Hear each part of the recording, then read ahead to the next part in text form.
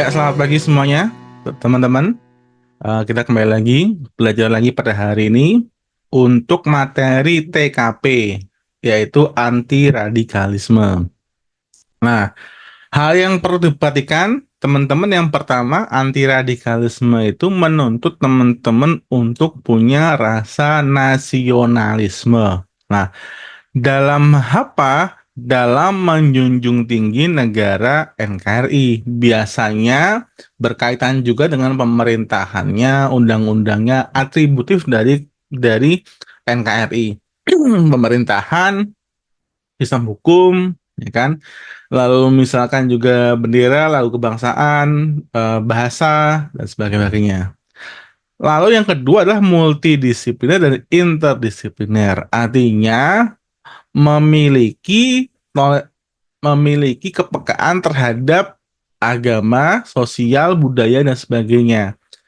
Teman-teman dituntut untuk pengertian. Ini sebenarnya mirip dengan misalkan teman-teman belajar dalam Pancasila. Ya, Pancasila sila pertama dan biasanya sila kedua juga. Jadi teman-teman bagaimana menghargai teman-teman yang berbeda agama, teman-teman juga menghargai teman-teman yang berbeda satu sosial, budaya, suku, dan semacam-macamnya. Yang terakhir adalah toleransi untuk memperkuat ini juga toleransi. Kalau yang multidisipliner itu biasanya terkait dengan konseptual, sedangkan kalau toleransi itu dengan tindakan. Misalnya apa, Kak? Kalau multidisipliner, misalkan kita mendukung atau tidak mendukung suatu paham. Kalau toleransi itu tindakannya, misalnya memperbolehkan ibadah dan semacam-macamnya. Kita langsung ke contoh. Ketika Anda mengunjungi sebuah museum nasional di salah satu daerah Anda ada seorang pemandu yang memberikan buku gratis tentang pergerakan organisasi buruh di Indonesia kepada pengunjung yang datang. Melihat hal tersebut, Anda lakukan adalah, jadi anti radikalisme itu agak sedikit teman-teman harus tahu pengetahuan umum. Jadi begini, anti radikalisme itu kan baru dibuat untuk secara umum menyaring orang-orang yang radikal. Nah, orang-orang radikal itu apa, Kak? Orang radikal itu orang yang terlalu, jadi ada kata-kata kuncinya adalah terlalu mengarah ke salah satu sisi, ya kan? Salah satu sisi yang berseberangan dengan Pancasila. Contoh, ya kan? Um, Orang yang Islam kan baik, Muslim baik, ya kan? Tapi yang ada pergerakan khusus yang beratributkan Muslim yang bertentangan dengan pemerintah dan dilarang.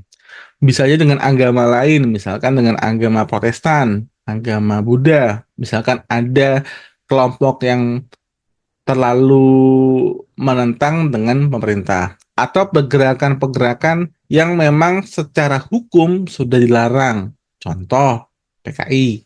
PKI sudah dilarang. Nah, tetapi anti radikalisme juga menekankan kita untuk menghormati pergerakan-pergerakan yang legal.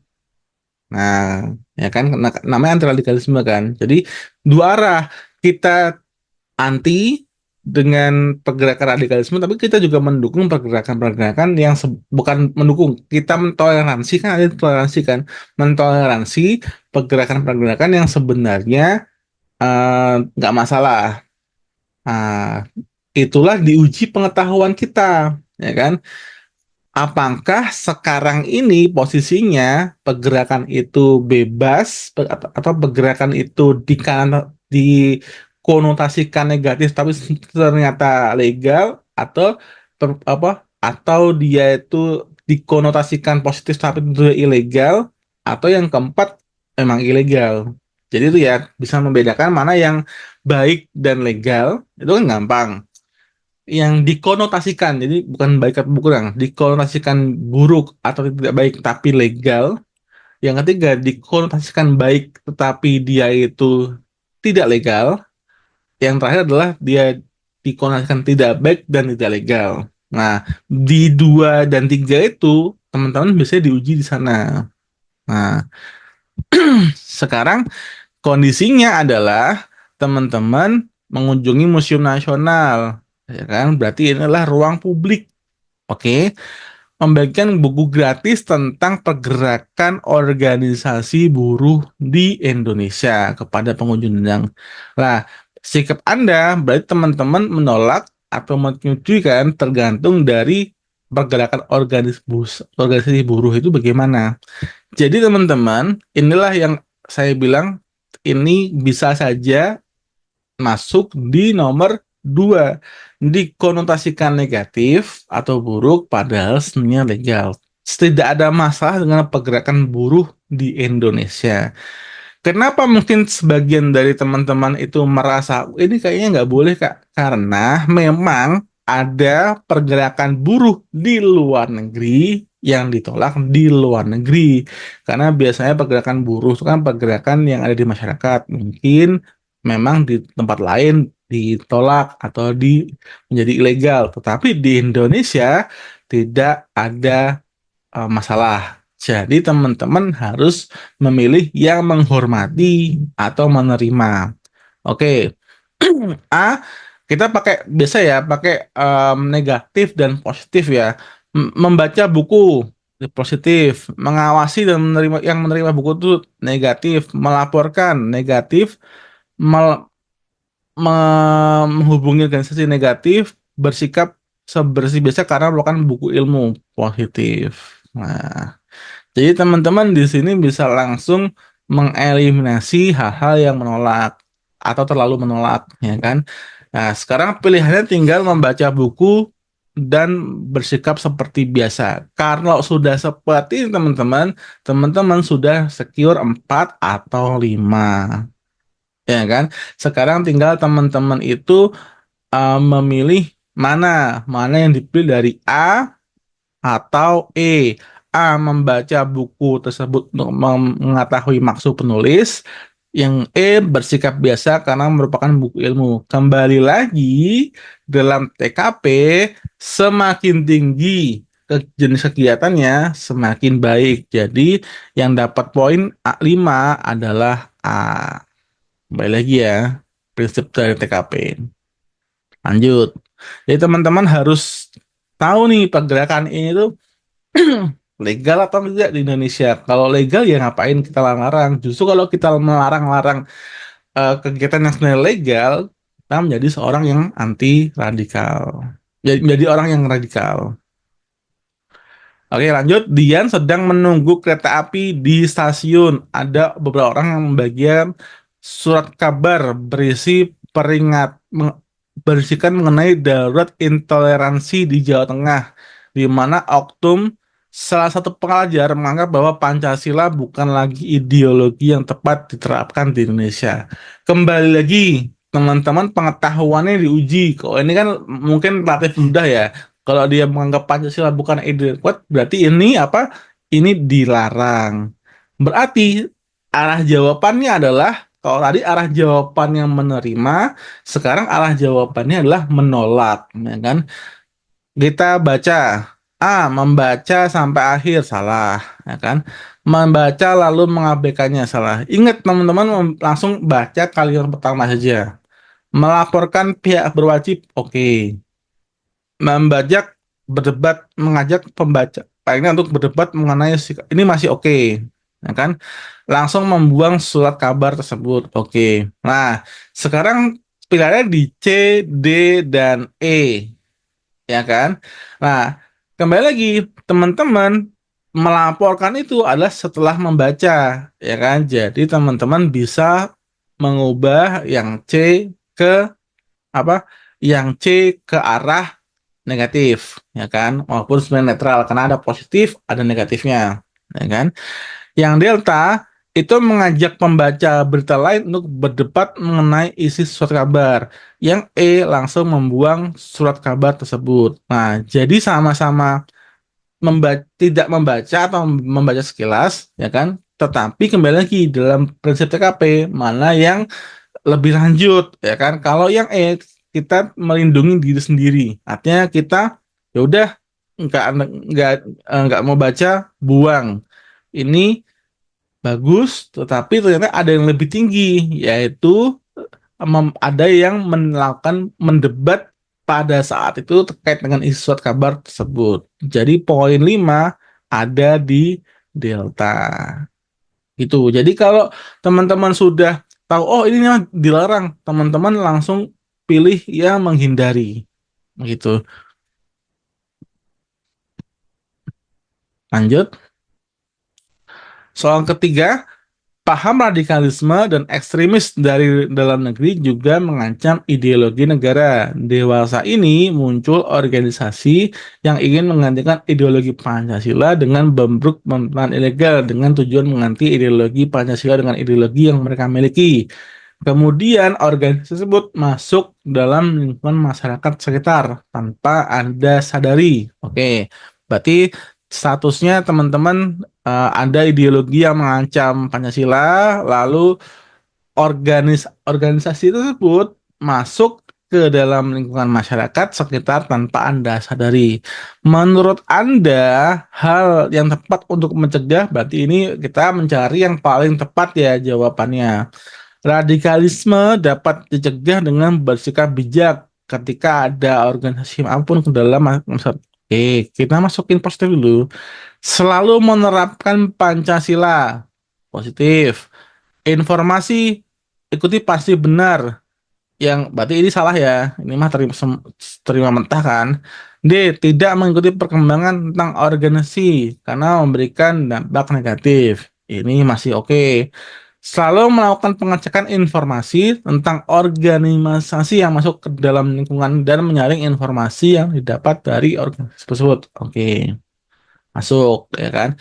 Jadi posisinya itu kan kita di masyarakat, kemudian ada organisasi yang masuk ke dalam masyarakat, tapi kita nggak tahu sebenarnya sebenarnya dia memang mengancam ideologi, tapi kita belum tahu apakah dia mengancam atau tidak, ya kan? Jadi kita harus eh, preventif untuk melakukan misalkan penelitian, mencari tahu dan semacam-macamnya yang diinginkan. Oke. Radikalisme, kita baca lagi, radikalisme dapat kita cegah dekat, berarti ini kan normatif ya, yang A, nggak ada S-nya, berarti kita ubah ke salah, ya kan? Selalu menerapkan, ini juga normatif, yang nggak ada S-nya kan, kita silang juga. Sekarang, tinggal D dan E. Delta tidak mengikuti perkembangan organisasi, berarti ada S-nya ya, karena memberikan dampak negatif. Yang E selalu melakukan pengecekan informasi ke dalam lingkungan dan menyaring. Yang D, ya kan? Yang D dan E intinya sama, kita memfilter, ya kan? Cuman yang E lebih baik karena kita tidak secara terang-terangan itu eh, menstate bahwa dia negatif. Jadi E yang lebih baik. Tapi nggak apa kalau teman-teman D dan E, teman-teman bisa dapat 4, yang E dapat 5. Nah, itu untuk radikalisme atau anti radikalisme. Jadi mungkin anti radikalisme, jadi gini, ini mungkin angkat tambahan ya. Anti radikalisme itu jenis soal yang sebenarnya khusus karena ini di luar TKP, dia melakukan filter teman-teman yang dianggap radikal untuk masuk menjadi tahap selanjutnya kan. Sehingga teman-teman harus hati-hati dalam memilih kalau ketemu soal TKP anti radikalisme atau radikalisme, ya kan. Nah, biasanya radikalisme dan anti radikalisme itu nanti akan ada beberapa soal yang mungkin dirasa kurang nyaman. Misalkan kakak ketemu sendiri dari tahun lalu, misalkan ada yang mendapat soal tentang FPI, ada teman yang mendapat soal tentang pergerakan di Palestina dan juga Israel, ya kan? Padahal dia Protestan, misalkan. Ada juga yang mendapat, misalkan Ahmadiyah, ya kan? Lalu dan semacam-macamnya, jadi kurang nyaman, ya kan? Jadi kita ketika mengerjakan nggak apa, nggak nyaman, cuman kita baca lagi-lagi dan jelaskan, ya kan? Nah, bagaimana cara memilih radikalisme? Misalkan tadi yang pertama kita tahu dulu, misalkan dia poinnya mau kita menolak atau kita menerima. Kalau poinnya menolak, kita harus benar-benar apa? Kita harus benar-benar melakukan penolakan, ya kan? Mungkin ada selanjutnya atau melakukan mendebat. Kalau tadi kan mendebat. Yang kalau menerima, ya kita menerima, ya kan? Jangan menolak, karena kalau kebalik berarti kita dianggap radikal. Sebaliknya, kalau kita ada sebuah soal yang radikal, kita menerima, kita juga dianggap sebagai radikal. Itu. Jadi teman-teman harus hati-hati di antara keduanya. Lalu kalau kadang-kadang juga ada soal yang bukan suruh milih, tapi misalkan bagaimana yang hal yang tepat seperti soal ini. Nah, kembali lagi prinsip soal TKP, ya kan? Prinsip soal TKP itu adalah kita sebagai individu, ya kan? Sebagai individu tuh melakukan apa? Jadi teman-teman yang pertama pasti menghilangkan yang statusnya itu negatif, ya kan? Ini kan negatif nih, kita langsung hapus. Yang kedua, kalau ada yang masih ada positif, difilter lagi. Misalkan apa? Misalkan eh, misalkan cari mana yang terlalu dia itu tidak ada actionnya. Kayak yang A itu tidak ada actionnya, ya kan? Ini kayak ya udah pengertian aja. Kita dapat dicegah dengan sikap bijak, ya kan? Nah, itu jangan.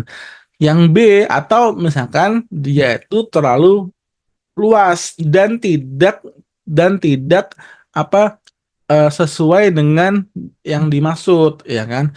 Yang dimaksud di sini kan adalah ada organisasi masuk, ya kan? Organisasi masuk ke dalam organisasi baru nih, ya. Kita bilang organisasi baru yang mengancam, ya kan? Tapi kita belum tahu nih mengancam atau tidak, ya kan? Selalu menerapkan Pancasila itu kan terlalu terlalu istilahnya terlalu luas, nah kan? Eh, terlalu luas lah untuk kita masukkan. Ya, kita masih menerapkan Pancasila, ya kan. Cuman apa kalau ada organisasi yang masuk, kita tuh ngapain untuk mencegah itu, ya kan? Nah, ya udah berarti yang setiap ada yang masuk kita cek. Nah, jadi lebih spesifik untuk mengerjakan, semakin spesifik semakin baik untuk TKP. Kembali lagi, oke. Terima kasih pada kesempatan hari ini. Kita ketemu lagi besok dan belajar lagi. Salam.